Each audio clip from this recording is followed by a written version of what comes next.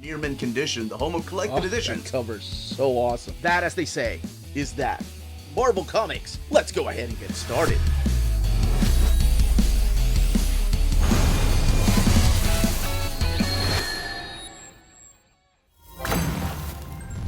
How's it going, all you mentees? Uncanny Omar here from Near Mint Condition, the home of collected editions, and today I'm going to be doing a video that you all have been asking me to do. I'm going to be talking about the top 10 Marvel Omnis for new readers or beginners. So let's go ahead and check out this list.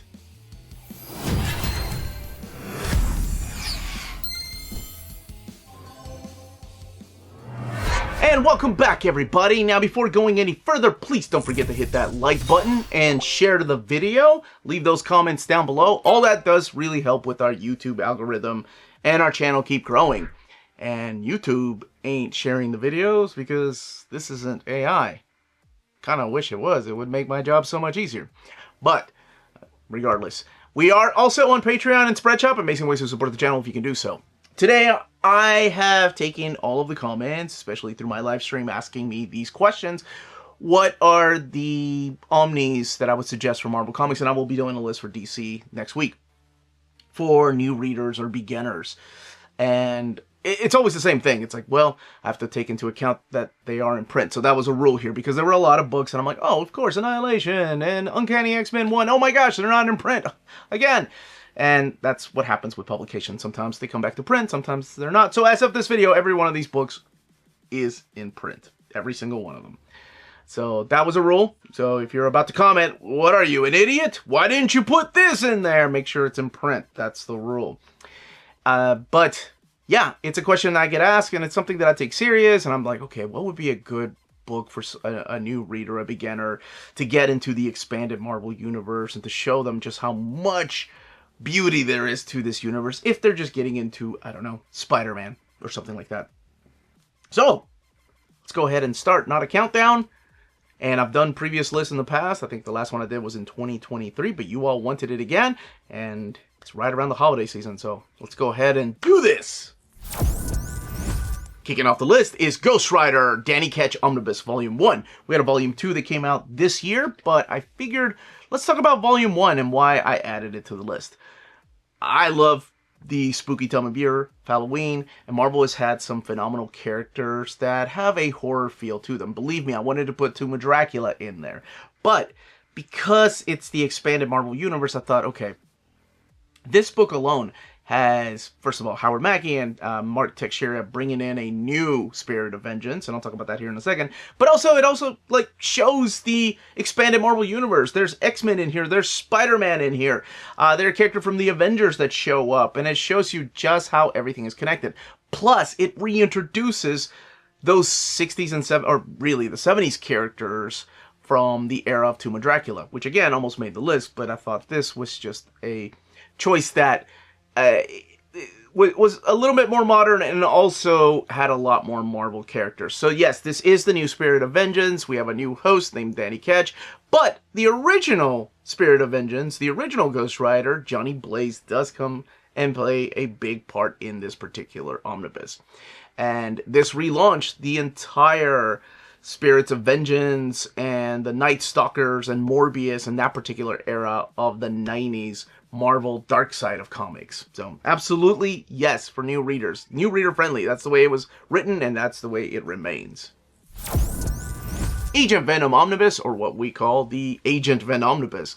This is really volume 4 of the Venom Omnibus series, or I guess if you consider Spider-Man vs. Venom a volume 0, yeah, this would still be volume 4. It is a different era for the character. It is no longer Eddie Brock as the host. I don't want to spoil who it is, but it is a character that has ties to Spider-Man. Do you need to know anything about those ties or who this character is or have this long history to understand what is going on through here? No, not at all. There have been 3 Venom movies. I'm pretty sure everybody knows about the symbiote, but that's what happens. They put the symbiote in a different host and he becomes a kind of like a government soldier for a while, and then he goes rogue. Plus, this omnibus also has the space adventures. It has the crossovers in here with not just Spider-Man, but also Carnage, and it has a a huge cast of just different guest stars throughout these issues in here. Just again, showcasing just how big the Marvel Universe is. Plus, kind of a kick-ass story, too.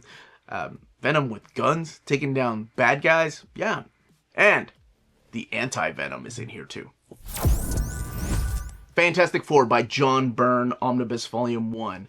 I wanted to go back to, this is going to sound so weird, something a little bit more classic, because to me, classic is still the Stan Lee and Jack Kirby era, and there's nothing wrong with that era.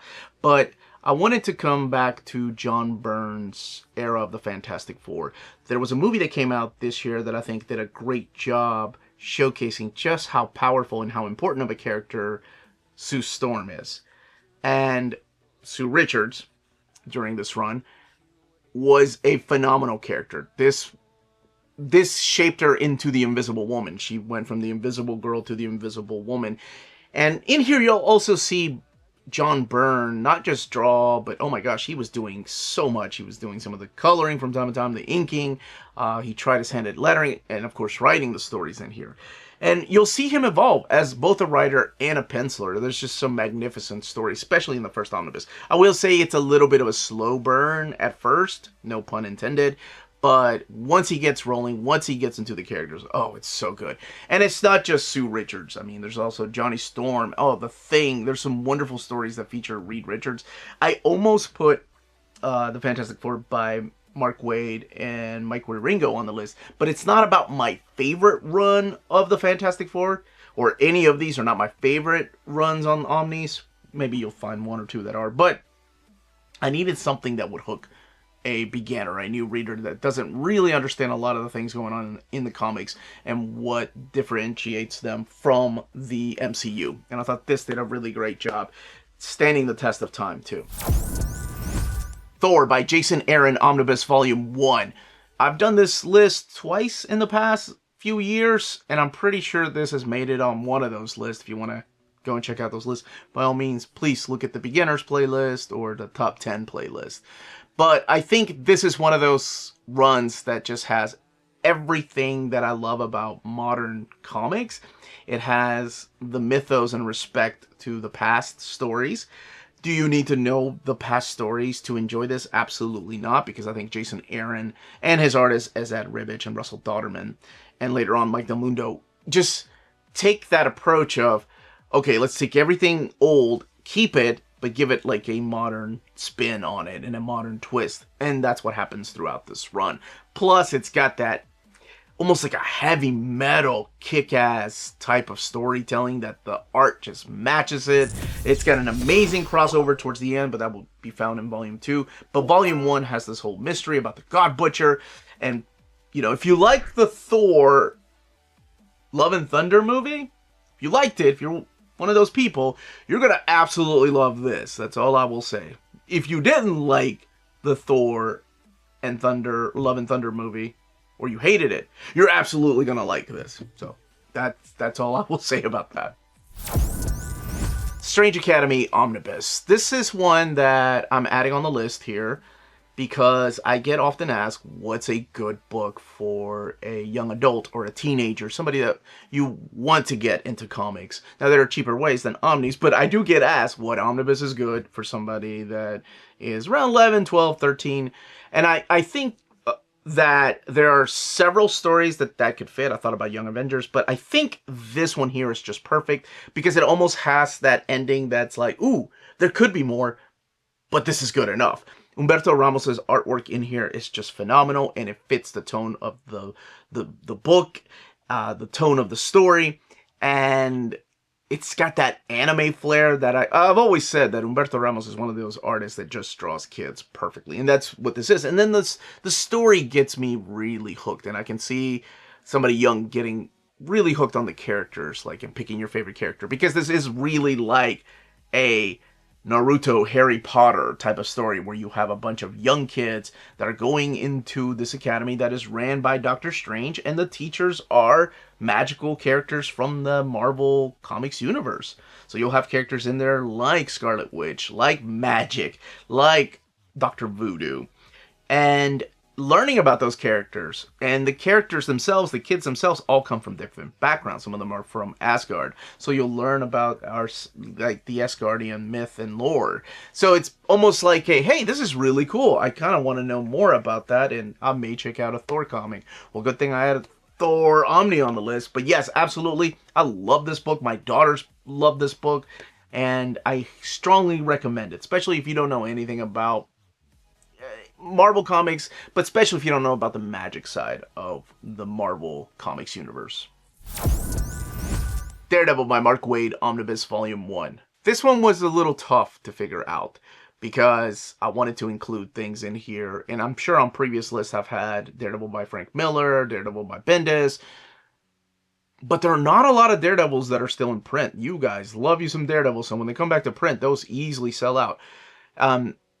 Luckily, there are still a few, like you have the Innocenti one, and you've got this run right here. And I thought this one by Mark Waid is a better choice because I think it's a great introduction to the character. It's a different type of storytelling. Actually, it's a little bit like Innocenti's.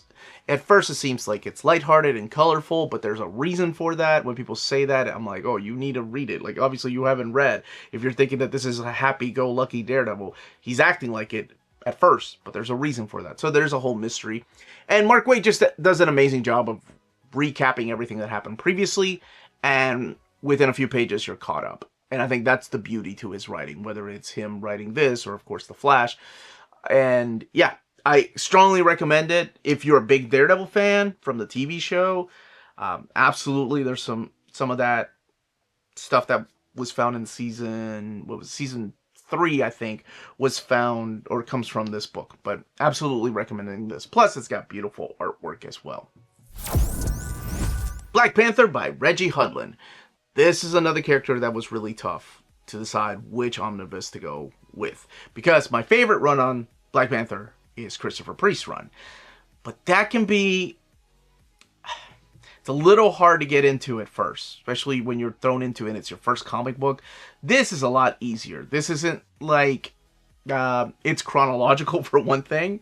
It's not jumping around, and it's easy to follow. The artwork in here by John Romita Jr., and then later on Alan Davis, and Paul Neary.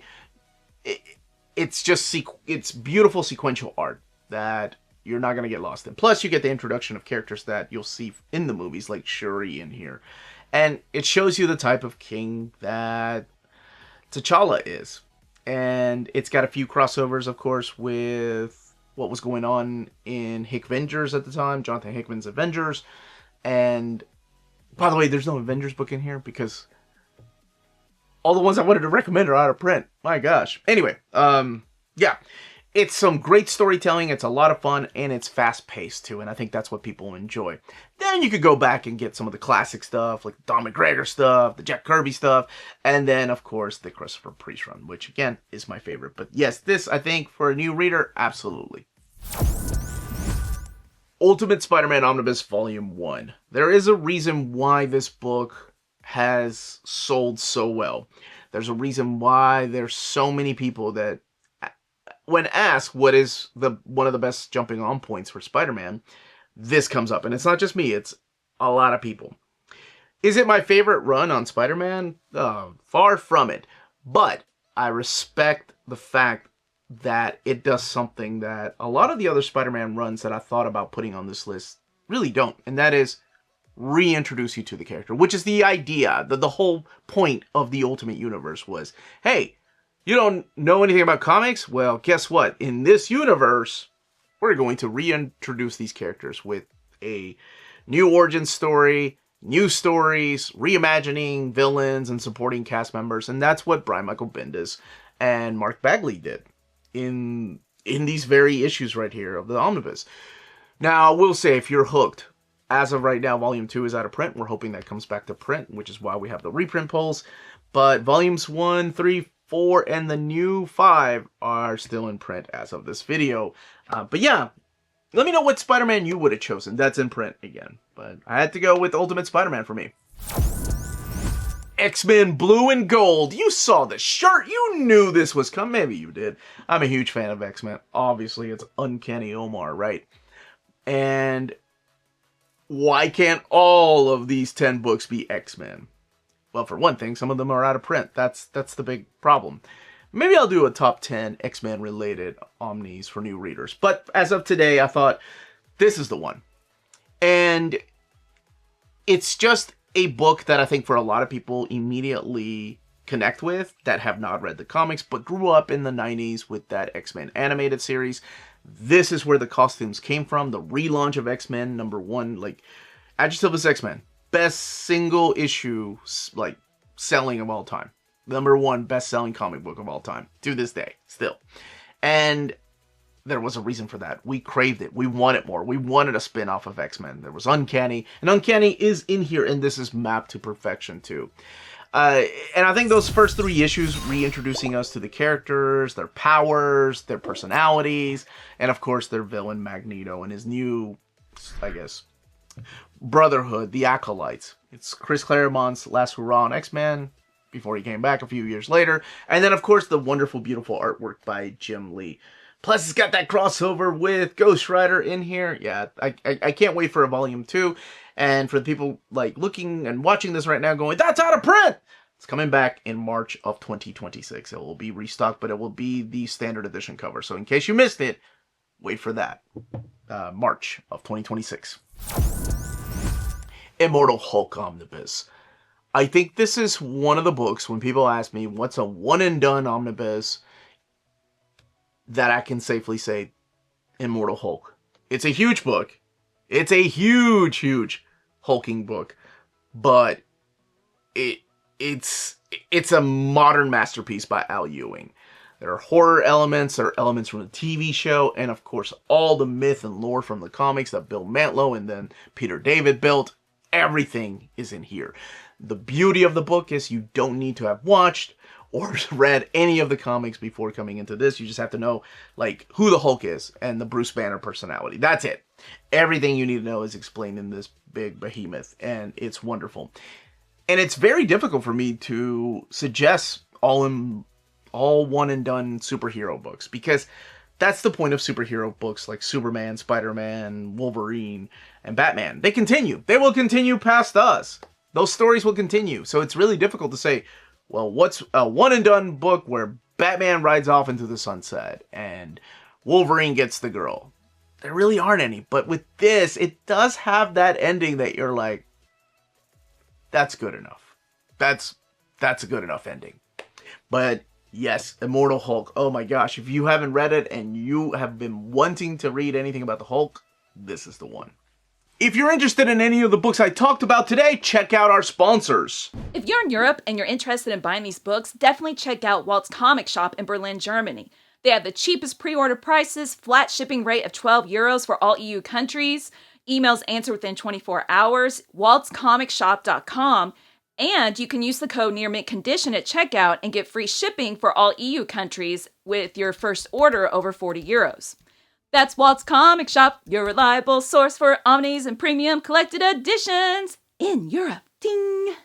CheapGraphicNovels.com, your online home for graphic novels and collected editions up to 50% off cover price. They have excellent shipping and prompt and helpful service. Check out their bargain deals for up to 90% off cover price. And don't forget that CGN also takes pre-orders. That way you don't miss out on the hottest releases. And they are currently running a special promotion for you Minties. If you're a first-time customer, after receiving your order confirmation email, reply back to that email and let them know Near Mint Condition sent you their way. They will then apply a free shipping promotional credit to your next order in the US. Cheap Graphic Novels, your source for the hottest books with the kind of deep discount, quality shipping, and customer service that will keep you coming back for more. And that was my top 10 list of Marvel Omnis for new readers or beginners.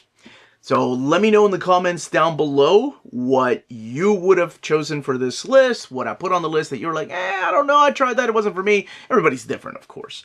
But also, the hard part is it has to be in print, because there were a lot of books that I'm sure, like you all, I wanted to put in here, but they just were not in print as of this video.